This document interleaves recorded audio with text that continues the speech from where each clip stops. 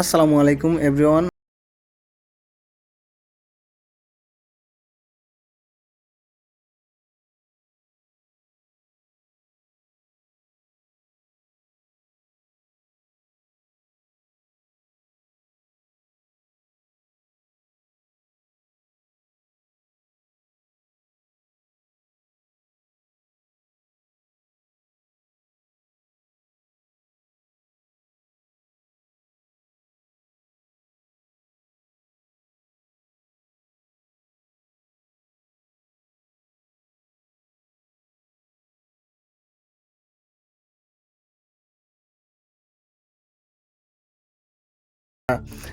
দেখি আর কি এগুলা খুলে নিব। তো ডিসপ্লেটা এখন আমরা খুলে নিতেছি। ডিসপ্লেটা খোলা হয়ে গেলে একটার লক আছে, লকটা আমরা ছাড়িয়ে নিব। তো হাতের ভিতরে স্টার থাকাতে আমার লকটা খুলতে একটু প্রবলেম হচ্ছিল, সেজন্য আমি স্টারটা রেখে টেস্টারের মাধ্যমে একটু নাড়াচাড়া করলে দেখা যাবে যে এটা খুলে যাবে।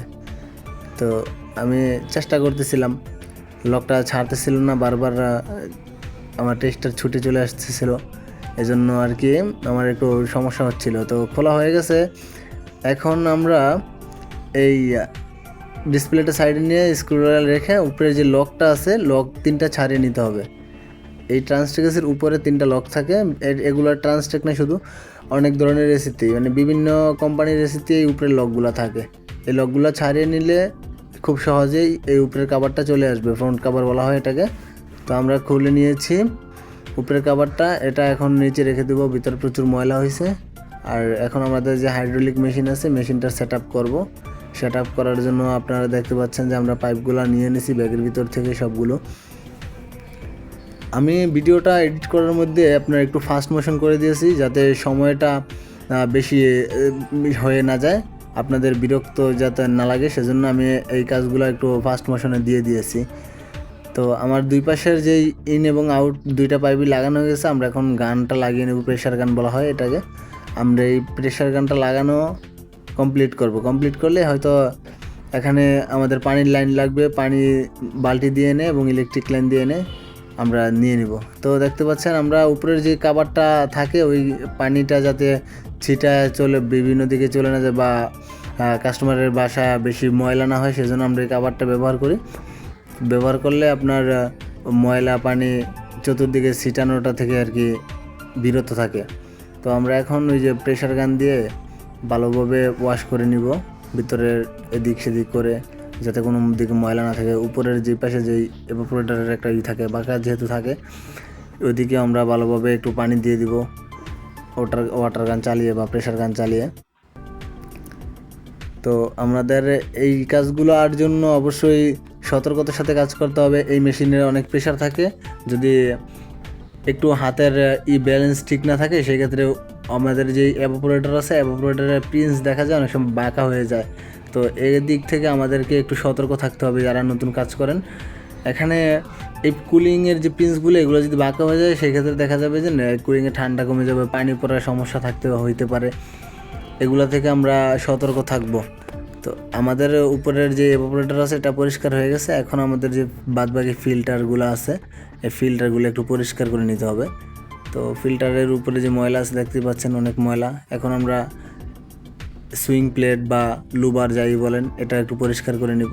এরপরে উপরের ফ্রন্ট কাভারটাও পরিষ্কার করে নিব পানির মাধ্যমে। এই এই মেশিন দিয়ে আপনার ভিতরে যে কাজগুলো করেন, উপরের দিকে যখন কাজ করবেন প্রেশার মেশিন, তখন একটু খেয়াল করে করবেন, যাতে করে উপরে কোনো স্পট পড়ে না যায়। এখন আমরা যেহেতু ওয়াশ করা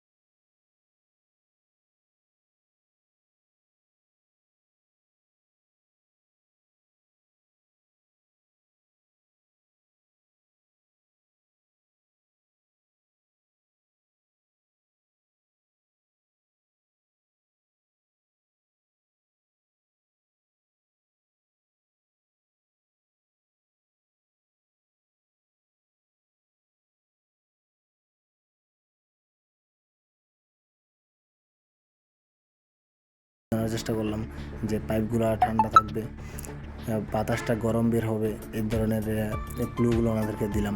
কন্ডেন্সারটা পিছন থেকে গরম মনে হবে এটা বলে দিলাম, আর পরিষ্কার করার জন্য ওনাদেরকে সাজেস্ট করে আসছিলাম। তো এই ছিল আজকের ভিডিও। আল্লাহ হাফিজ।